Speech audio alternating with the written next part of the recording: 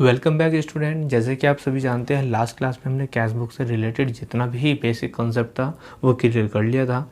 आज हम यूँ तो क्वेश्चन करने की ओर चल सकते हैं, डायरेक्ट कर भी सकते हैं, क्योंकि बहुत सारी चीज़ें हमने जनरल में सीख चुकी हैं। लेकिन फिर भी मैं चाहता हूँ आप इस टॉपिक को बहुत अच्छे से करें।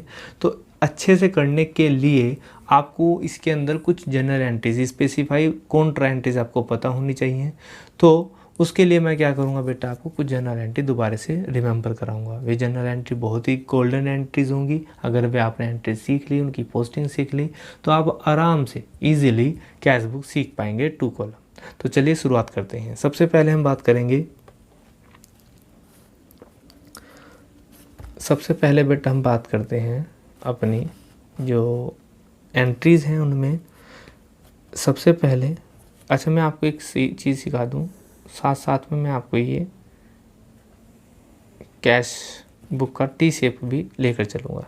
सबसे पहला है बेटा कैश डिपॉजिट इनटू बैंक। क्या जनरल एंट्री होगी बेटा कैश डिपॉजिट इनटू बैंक?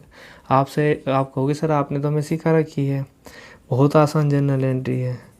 वो है जी bank account debit to cash account. बिल्कुल सही बेटा, इन्हीं को बोलते हैं बेटा कॉन्ट्रा एंट्रीज। कॉन्ट्रा एंट्रीज इसलिए बिकॉज इसमें जो अफेक्ट हुआ है, जो अकाउंट इन्वॉल्व है, वो कौन सा है बेटा?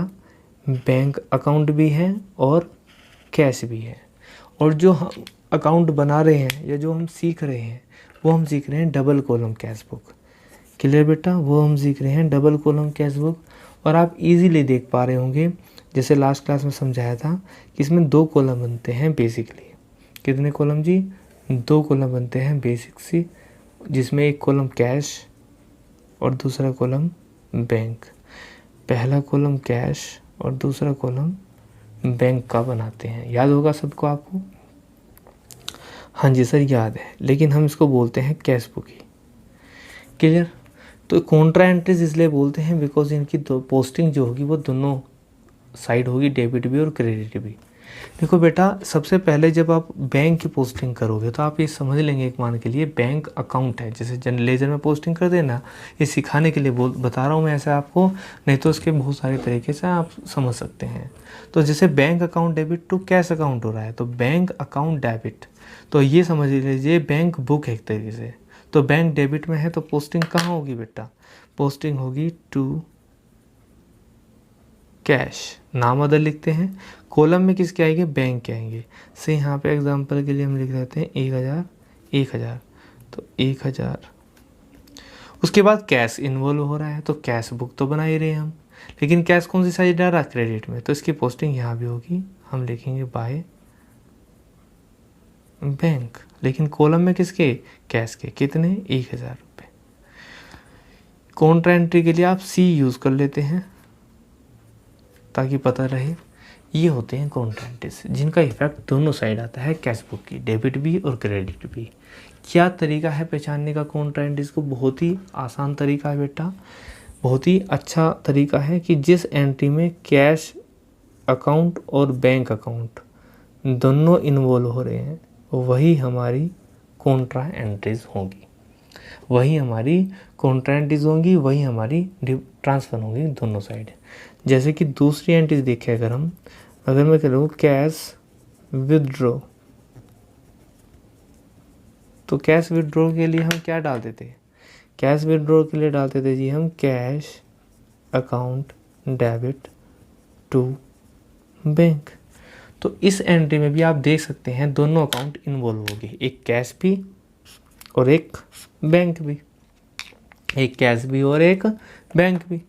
अब जब आप इनकी पोस्टिंग करें तो या तो लेजर पोस्टिंग की तरह कर लें, या जैसे कि बेसिक कॉन्सेप्ट जो मैंने आपको पहली क्लास में समझाया था वही, कि कैश बुक को इंक्रीज़ करने के लिए डेबिट और कैश को डिक्रीज़ करने के लिए क्रेडिट। सिमिलरली बैंक होता है।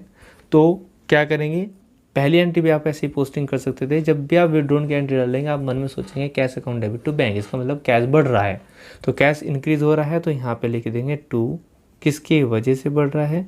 बैंक के नाम से, टू बैंक। कैश के कॉलम में यहाँ पे एग्जांपल के लिए मान लेते हैं 2000, 2000, तो 2000, 2000। Similarly cash account debit to bank, तो बैंक इस बार क्रेडिट में, तो क्रेडिट साइड में जाके क्या लिख देंगे बेटा, बाय कैश। कितने, किसके कॉलम में, बैंक के कॉलम में, 2000। तो ये बेसिक कॉन्सेप्ट होता है, बेसिक कॉन्ट्रा एंट्री होती हैं दोनों, इन्हीं की पोस्टिंग हम इस तरीके से करते हैं। बाकी जितने में भी कैश या बैंक डेबिट या क्रेडिट होता है, वहाँ पर हर्डल इसलिए नहीं होती, या तो डेबिट होगा या क्रेडिट होगा, तब वो कॉन्ट्रा एंट्री नहीं होती, इसकी सिर्फ एक ही साइड पोस्टिंग होगी।